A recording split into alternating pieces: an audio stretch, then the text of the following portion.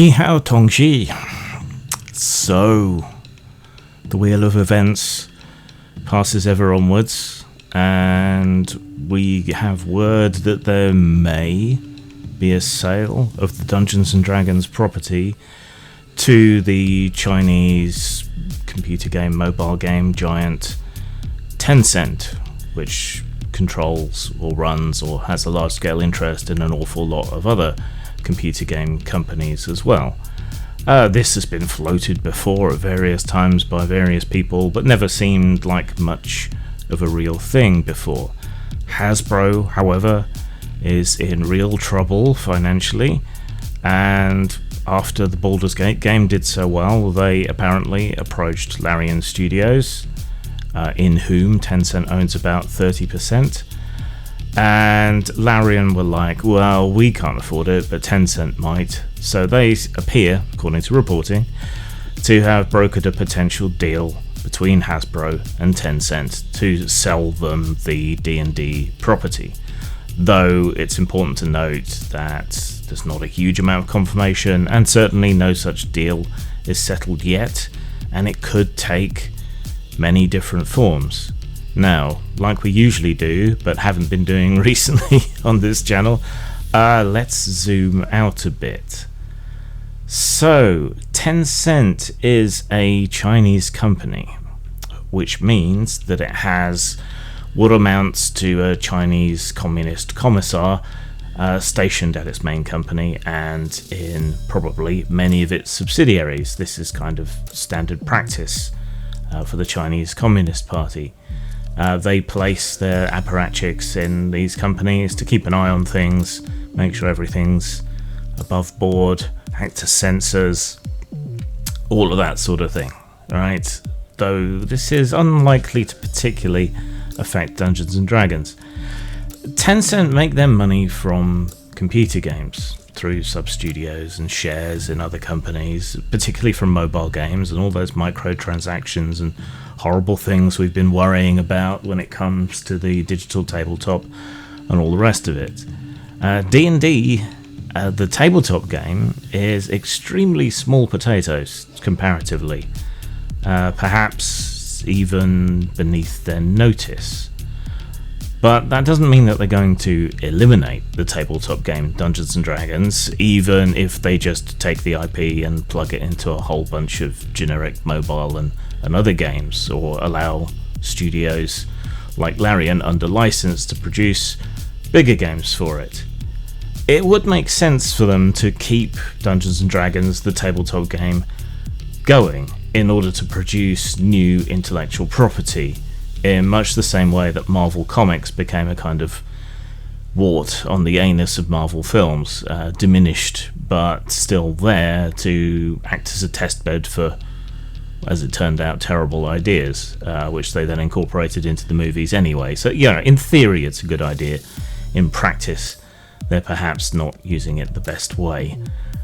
I don't think this is a good thing, necessarily. It's probably not a particularly good thing for Dungeons and Dragons, but I don't think it's necessarily the worst thing either. The value for Tencent is in the brand Dungeons and Dragons, the recognition, the IP, the decades of lore going all the way back, that they can take and use for whatever games they want to put it to, or even if they just want to layer the D&D branding over generic kind of fantasy games. It would be a sad end to see Dungeons and Dragons go to a Chinese company wholly, or perhaps only in name. But the truth is, we don't really necessarily need it anymore. There are many other games that could rise up to fill the void, and they have done before. And the fact that previous editions and so on have been released under open gaming licenses and so on means that the old school Renaissance or its equivalents, or things like Shadow Dark and so on, can fill that niche, or some other game could fill that niche. If people have a nationalistic or outraged spasm about it, other companies and producers will benefit and perhaps take the lead. But it's not as if most consumers will either know or care if tabletop Dungeons and Dragons ends up being owned by the Chinese. There are some concerns that you might have around the censorship and so on, but as I understand it, the rules are laxer if you're producing content for markets outside China.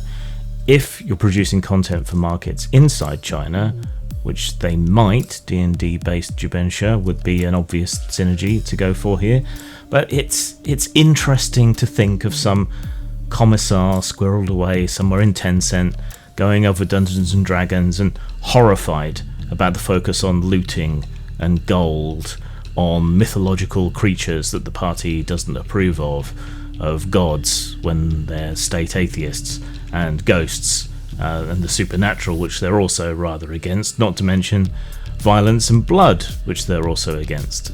So, yeah, it's also fun to kind of imagine what a Maoist Dungeons and Dragons might look like or play like. I mean, whether you're okay with this or not, whether you find it insulting or you feel threatened or frightened by it or not, I would say embrace it as an opportunity. There are a lot of other games out there, more than you could ever hope to play. Games that could be a lot more fun for a lot more people than D&D has been, even if they would only give it a chance, and this may be the prompt for people to give them a chance. Dungeons and Dragons isn't the be-all and end-all, it's where we started, but it doesn't have to be where we finish. And the plan that Hasbro had was always to turn it into a kind of walled garden, monetized computer game anyway.